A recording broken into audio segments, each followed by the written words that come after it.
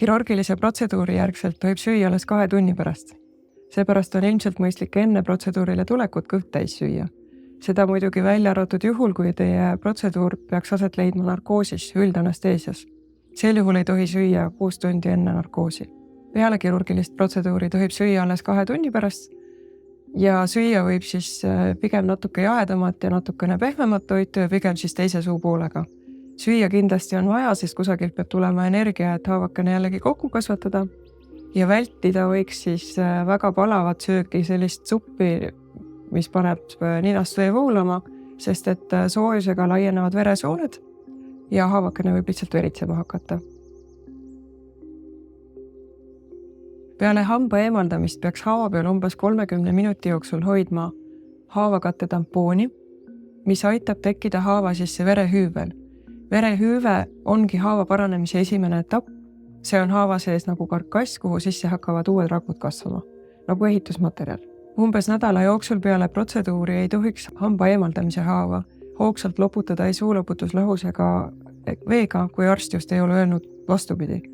See on sellel põhjusel, et verehüüve haava sees on väga õrn ja hoogsa loputusega võib see kogemata sealt haava seest välja tulla ja seega haava paranemist hoopiski pikendada ja palju valusamaks teha.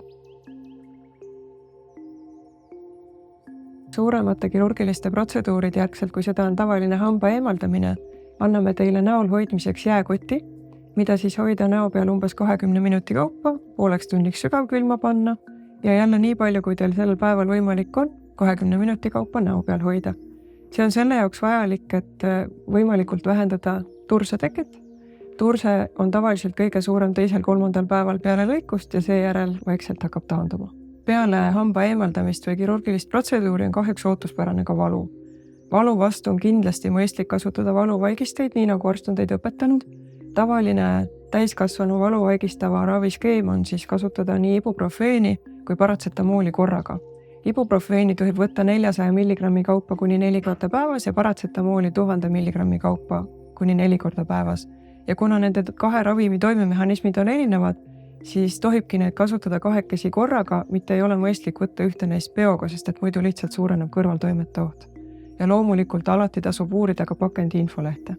Mõne kirurgilise protseduuri järgselt võivad vajalikuks osutuda suuloputused desinfitseeriva lahusega. Kui see nii on, siis kindlasti teie arst annab teile suunised. Mõningate operatsioonide järgselt võib vajalikuks osutuda antibakteriaalne ravi. Sel juhul arst õpetab teid, kuidas antibiootikume kasutada ja kirjutab digitaalse retsepti. Kirurgilist protseduuri planeerides võiks pärast protseduuri planeerida ühe rahulikuma nädala. Ühe komplikatsioonina võib peale kirurgilist protseduuri tekkida näo peale verevalu. See võib olla lausa potisinine põse peal või vajuda paari päevaga kollaka rohekana lõua alla, aga see on siiski päris harva esinev komplikatsioon ja enamasti ei teki mitte mingit verevalumit. Haavaveritsus peale kirurgilist protseduuri ei ole üldse väga tõenäoline, aga kui midagi niisugust peaks ette tulema, siis kindlasti ei ole mõistlik kummurdada ennast pea alaspidi kraanikausi kohale ja hakata sülitama ja meeleheitlikult loputama, sest siis veritsus kindlasti ei peatu. Veritsuse peatamiseks on vajalik haav millegagi sulgeda. Kõige paremini sobiks selleks steriilne haavakate või kui midagi muud paremat käepärast pole, siis kas või köögipaber lihtsalt. Seda peaks haava peal hoidma umbes siis kuni tund aega.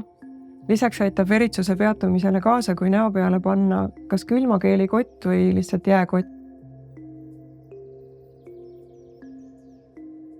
Tüüpiliselt just peale alumise tarkuse hamba operatiivselt eemaldamist tekib suuavamistakistus. Suuavamistakistus tähendab seda, et suu käib lahti umbes 1,5–2 sentimeetri jagu ja see kestab umbes nädala. Vahel on teise nädala jooksul veel tunda, et suu nii hästi lahti ei taha käia. Mõni päev peale kirurgilist protseduuri võiks ise vaikselt hakata suu avamist jällegi harjutama, aga mitte üle valupiiri. Põletiku risk paraku käib protseduuri juurde ja me seda kunagi 100% välistada ei suuda. See, kas põletik tekib, sõltub eelkõige sellest, missuguses seisus on immuunsüsteem üleüldiselt. Et me ei näe inimese sisse, me ei tea, kas tegu on mõne viirusega, millega immuunsüsteem juba võitlemas on või on näiteks magamata ööd või on mingisugune muu pinge või mure, mis immuunsüsteemilt jõu ära võtab.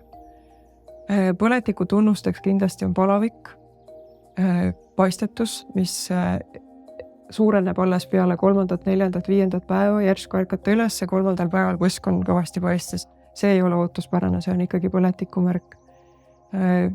Kuumamistunne selles lõikuse piirkonnas, süvenev valu, mis päevadega järjest nagu rohkemaks läheb. Kindlasti ei ole normaalne valu neelamisel näiteks või valu hingamisel. Need on kõik kindlasti põletiku tunnused ja sellisel puhul kindlasti peate kohe võtma ühendust oma arstiga, et kindlasti ei ole mõistlik siis veel oodata, et äkki homme on parem või äkki ülehomme on parem.